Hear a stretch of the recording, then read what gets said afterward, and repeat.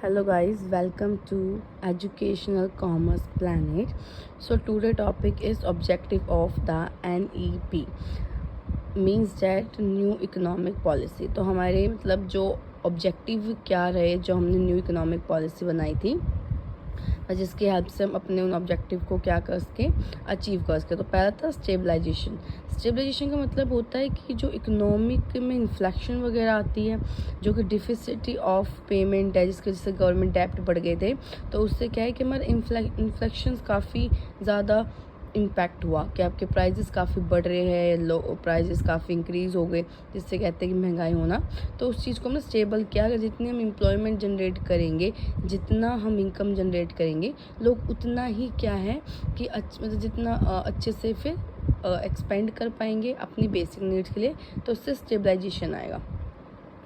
Second आपका है structural reform. हमने जो अपना स्ट्रक्चर था, मतलब जो हमारे पहले अगर मैं बात करें इंडिया का स्ट्रक्चर, गवर्नमेंट उसे ऑर्गेनाइज कर रही थी, गवर्नमेंट उसे मैनेज कर रही थी। अब हमने उस स्ट्रक्चर को थोड़ा सा क्या करा, रिफॉर्म किया, उसे चेंज किया।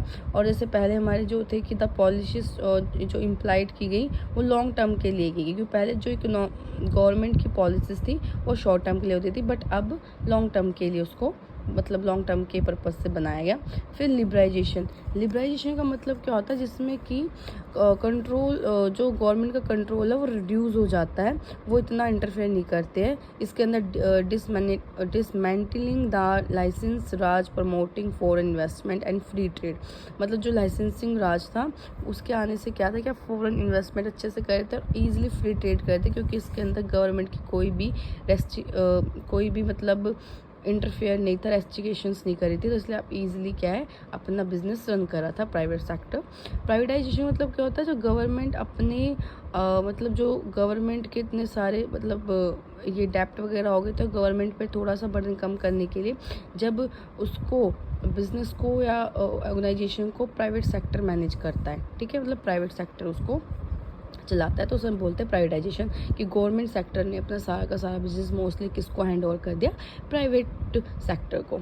अब है ग्लोबलाइजेशन। ग्लोबलाइजेशन का मतलब क्या होता है, इसका मतलब ये होता है कि जब आपको फ्रीडम मिल जाए कि हमारी कंट्री या मतलब हमारी कंट्री किसी भी फॉरेन कंट्री के साथ ट्रेड कर सकती है, मतलब किसी के भी साथ हम गुड्स एक्सचेंज कर सकते हैं इंटरनेशनल लेवल पे, तो उसको हम बोलते हैं ग्लोबलाइजेशन।